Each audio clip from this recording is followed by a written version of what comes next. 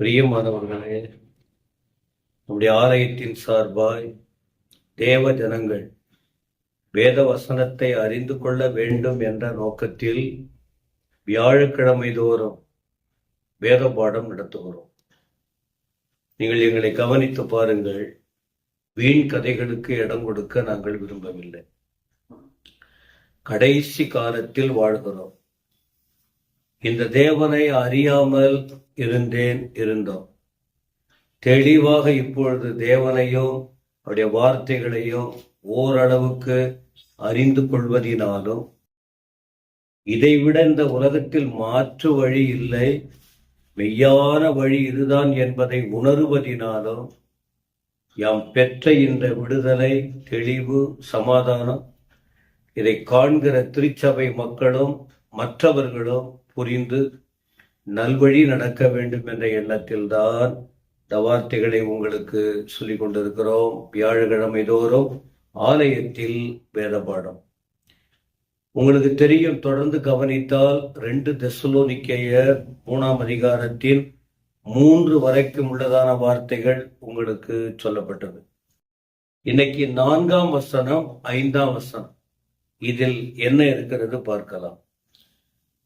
2 தெசலோனிக்கேயர் 3:4 வசனம். மேலும் நாங்கள் கட்டளை இடுகிறவைகளை நீங்கள் செய்து வருகிறீர்கள் என்றும் இனிமேல் செய்வீர்கள் என்றும் உங்களை குறித்து கர்த்தருக்குள் நம்பிக்கையாய் இருக்கிறோம். என்ன அருமையான ஒரு நம்பிக்கை!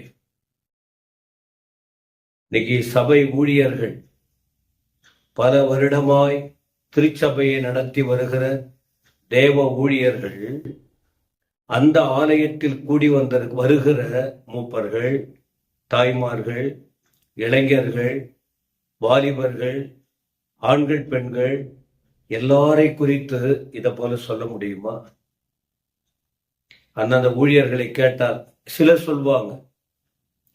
ஆனா அதை சொல்லுவதற்குரிய நம்பிக்கை ஊழியர்களுக்கு இருக்கா? ஜனங்களும் அப்படி வாழ்கிறார்களா?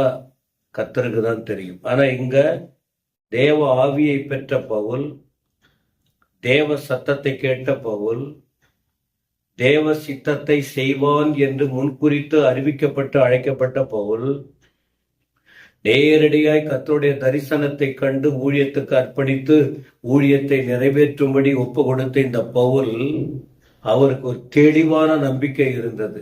அதுதான் இங்க சொல்றார். எனக்கு ஒரு நம்பிக்கை இருக்கு. என்ன நம்பிக்கை அப்படின்னு அழுத்தமா சொல்றாருன்னு சொன்னா, கர்த்தருக்குள் நான் நம்பி இருக்கிறேன். கர்த்தருக்குள் நம்பி இருக்கிறேன். அப்ப ஒரு தேவ மனுஷனுக்கு சபையை குறித்த ஒரு நம்பிக்கை. என்ன நம்பிக்கை? இதுலயே சொல்றாரு, நாங்க உங்களுக்கு கட்டளை இடுகிறோம். ஆண்டுடைய வார்த்தை இப்படி இருக்கிறது, இப்படிதான் வாழணும், இதை செய்ய வேண்டும், இதை செய்ய வேண்டாம்னு சொல்கிறோம். கட்டளை இடுகிறோம்.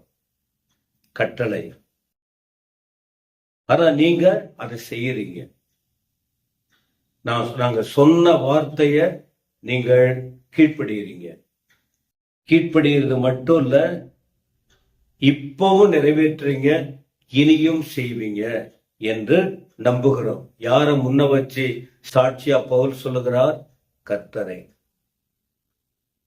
அப்ப இதை கேட்கிற ஊழியர்களுக்கும் ஒரு நம்பிக்கை, சந்தோஷம் இருக்கணும். ஆனா விசுவாசிகள் நிலைமை அப்படி இருக்கா? உலகத்தில் வாழ்ந்தாலும், உலக மோசமான நிலையில் இழுத்து கொண்டு போகிற இந்த காரியத்தில் தேவ ஜனங்கள் சொல்ல முடியுமா அந்த உள்ளத்துல?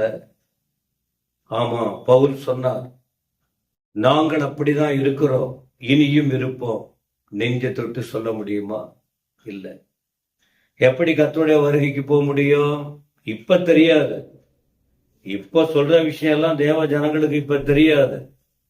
நாள் வரும்போதுதான் தெரிய போகிறது. அப்ப இதுல உள்ள அடுத்த இன்னொரு வார்த்தை என்ன அப்படின்னு பார்க்கும்போது 5ஆம் வசனம், கர்த்தர் உங்கள் இருதயங்களை தேவனை பற்றும் அன்பு கிறிஸ்துவின் பொறுமைக்கும் நேராய் நடத்துவாராக. 2 காரியம் சொல்றார். கர்த்தர், அதாவது தேவன், உங்களை, சபை மக்களை, ஊழியர்களை, உடன் ஊழியர்களை, வசனத்தை அறிந்தவர்களை, கட்டளையை உணர்கிறவர்களை, கீழ்ப்படிந்து செய்கிறவர்களுக்கு இன்னும் கூடுதலா ஒரு வார்த்தை சொல்லப்படுகிறது. தேவனை பற்றும் அன்பு. உங்கள் இருதயம் மனுஷனுக்குள்ள இருக்கிற அந்த இருதயம், உள்ளான மனிதன், தெளிவான சிந்தனை ஆற்றல் உள்ளதான காரியம். அவங்க தேவனை பற்றும் அன்பு, கிறிஸ்துவை குறித்த பொறுமை. இவ ரெண்டும் இருக்கணும்னு விரும்புறாரு பவுல். ஒரு சபை மக்கள் ஆண்டவர் இயேசுவை, இது ஆண்டவரை அறியாதவர்களுக்கு இல்லை. ஆனா ஆண்டவரை அறியாதவர்கள் இதை கவனித்து நடந்தால் அவர்கள் வாழ்க்கைக்கும் நல்லது. ஆனா தேவனை அறிந்த ஜனங்கள் பைபிளையே தொடர்றது இல்லை, எங்க வாழ்க்கை மாறப்போகுது? ஜபமே இல்லை, எங்க அவங்க வாழ்க்கை பக்தியா மாறப்போகிறது? மனசாட்சி இல்லாத இஷ்டம் போல வாழ்கிற வாழ்க்கை இருக்கு. எங்கே அவர்கள் வாழ்க்கையில் இந்த அளவுக்கு வரப்போறாங்க? தேவனை பற்றும் அன்பு. உலக அன்புக்குள்ளே போகிறவர்கள் இந்த வசனங்களை கேட்கும் போது என்ன செய்ய வேண்டுமா? தன்னை படைத்த தேவனை பற்றும் அன்புக்குள்ளே தங்களை அர்ப்பணிக்க வேண்டும். ரோமர் 5:5 நீங்கள் படித்து பார்த்தால் தெரியும். தேவ அன்பு நமக்குள்ள ஊற்றப்பட்டிருக்கு ஆவியானவர் மூலம்.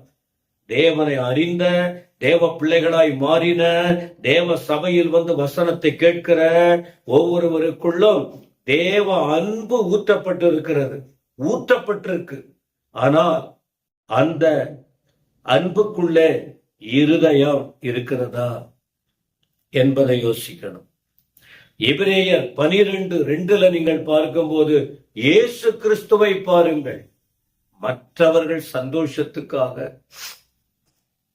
அவர் சிலுவையை சகித்தார், பொறுமையாயிருந்தார். மற்றவர்களுக்காக, மற்றவர்கள் சந்தோஷம் அடைய ஆண்டவர் இயேசு சிலுவையை சகித்தார். அவரையே நினைத்துக் கொள்ளுங்கள் என்று அங்கு கூட சொல்லப்பட்டிருக்கு. அப்ப அந்த வார்த்தைகளை படிக்கும் போது இங்கே பவுல் சொல்லுகிறாரே என்ன? தேவனை பற்றும் அன்பு. உங்கள் இருதயத்தில் அன்பு நிறைந்திருக்க வேண்டும். இரண்டாவது, கிறிஸ்துவை பற்றியதான பொறுமை. கிறிஸ்து பொறுமையாய் இருந்தார், பொறுமையாய் சகித்தார், பொறுமையாய் இருந்தார். அப்ப சபையில் உள்ள மக்களுக்கு அந்த பொறுமை வேணும். இல்லையே, ஒரு வார்த்தை சொன்னா ஐயோ என்ன கோபம், என்ன எரிச்சல், என்னென்னவோ நடக்குது. அப்ப என்ன கிறிஸ்தவங்களை நான் சொல்லிக்கிறது? இப்ப இந்த வேதம் யாருக்காக எழுதப்பட்டிருக்கு?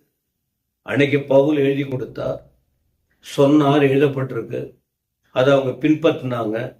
சாட்சியா சொல்றாரு, கர்த்தருக்குள் நம்பிக்கை, கர்த்தருக்குள் நான் நம்புகிறேன் என்று 4ஆம் வசனத்திலும் 5ஆம் வசனத்தில் தேவ அன்பில் இருதயம், இயேசு கிறிஸ்துவை குறித்த பொறுமை.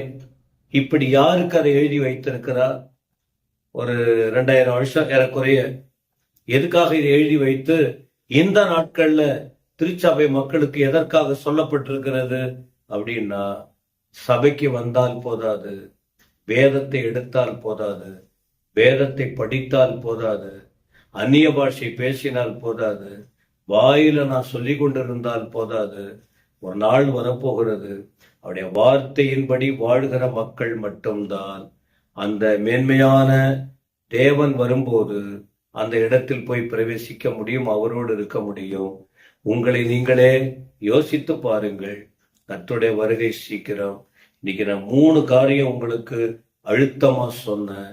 தெசலோனிக்கே சபையிலே பவுல் சொன்ன வார்த்தை, கட்டளைக்கு கீழ்ப்படுகிறார்கள், இன்னும் கீழ்ப்படிவார்கள்.